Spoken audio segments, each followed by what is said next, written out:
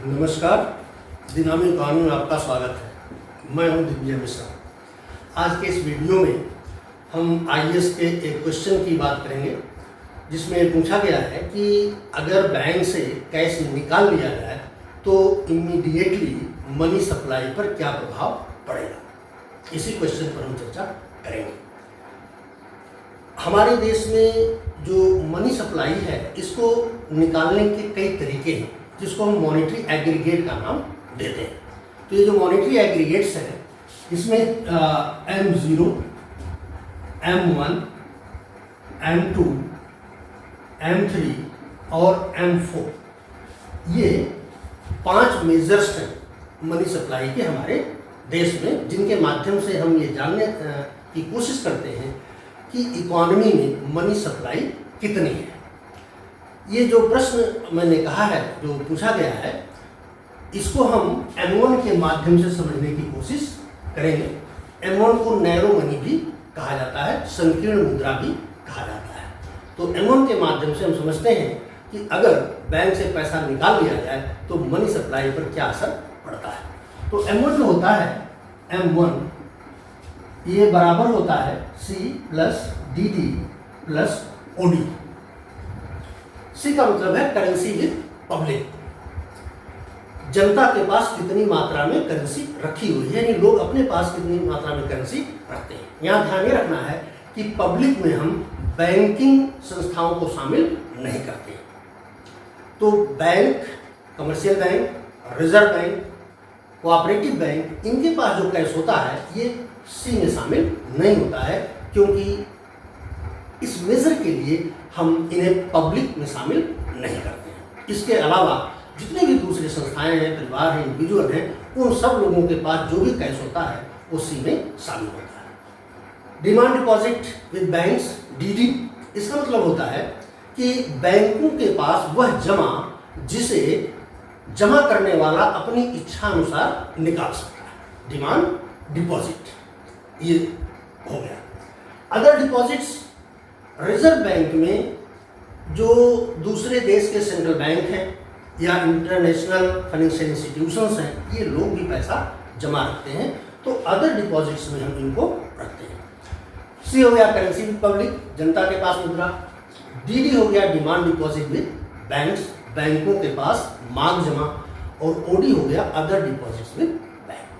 अब अगर for a while हम मान लें कि किसी समय जनता के पास जो करेंसी है वो 5000 है, डिमांड डिपॉजिट जो है वो सपोज 20,000 है और अदर डिपॉजिट रिजर्व बैंक में 1000 है। तो टोटल मनी सप्लाई हो गई आपकी 26,000। 26,000 ये आपकी मनी सप्लाई आ गई M1। अब जैसा कि प्रश्न है कि अगर बैंक से पैसा निकाल लिया जाए तो मनी सप्लाई पर तत्काल क्या प्रभाव पड़ेगा। हम निकाल देते हैं। यहाँ से हम जो 20,000 है इसमें से हम 5,000 रुपये निकाल लेते हैं। तो अब क्या स्थिति बनेगी, जब 5,000 यहाँ से निकल जाएगा तो जनता के पास जो करेंसी है वो 5,000 बढ़ जाएगी, यानी ये 10,000 हो जाएगी। यहाँ पर 5,000 घट जाएगा, यानी ये 15,000 हो जाएगा। ये जैसे है वैसे बढ़ा रहेगा। तो अब देखिए टोटल मनी सप्लाई क्या होगी, 15 10 25 26,000। यानी कि अगर हम बैंक से पैसा निकाल लेते हैं तो तात्कालिक रूप से मनी सप्लाई पर कोई प्रभाव नहीं पड़ेगा। निकालने से पहले भी मनी सप्लाई 26,000 थी, निकालने के बाद भी मनी सप्लाई 26,000 ही है। तो इमीडिएटली करेंसी विड्रॉल का मनी सप्लाई पर कोई प्रभाव नहीं पड़ेगा। लेकिन लॉन्ग रन में इसका क्या इम्पैक्ट पड़ेगा। लॉन्ग रन में इम्पैक्ट ये पड़ेगा कि अगर बैंक से हम पैसा निकाल लेते हैं तो बैंकों के पास कैश की मात्रा कम हो जाएगी।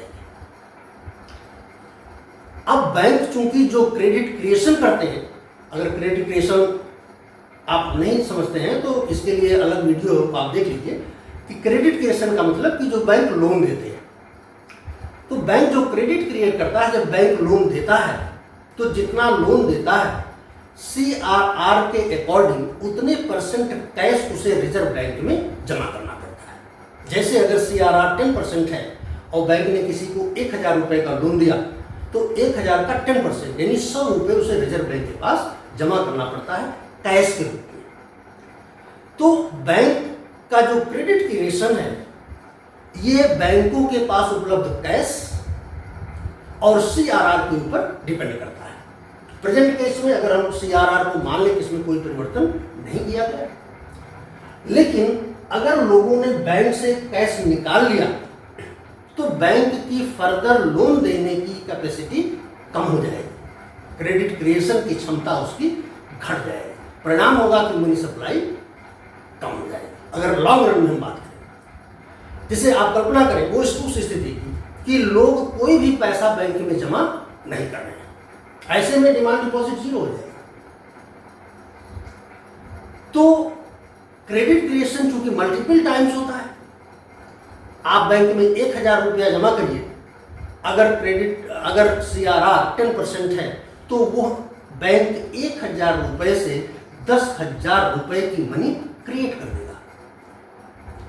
तो इस केस में अगर लॉन्ग रन की हम बात करेंगे तो करेंसी विड्रॉल का इम्पैक्ट ये पड़ेगा कि बैंकों के पास कैश की मात्रा कम हो जाएगी। कैश की मात्रा कम होने से क्रेडिट क्रिएशन की क्षमता कम हो जाएगी, जिसके कारण जिसे हम इनसाइड मनी कहते हैं या बैंकिंग मनी कहते हैं, बैंकिंग मनी क्रिएट करने की क्षमता बैंकों की कम हो जाएगी। तो लॉन्ग रन में जो मनी सप्लाई है वो घट जाएगी।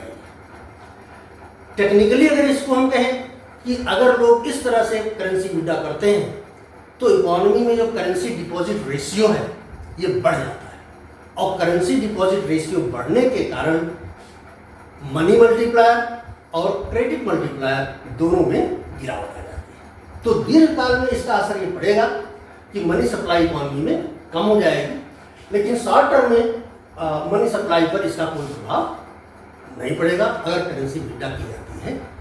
तो वीडियो पर अपनी राय दीजिए, वीडियो को लाइक करें, शेयर करें, सब्सक्राइब करें। वीडियो देखने के लिए आपका धन्यवाद।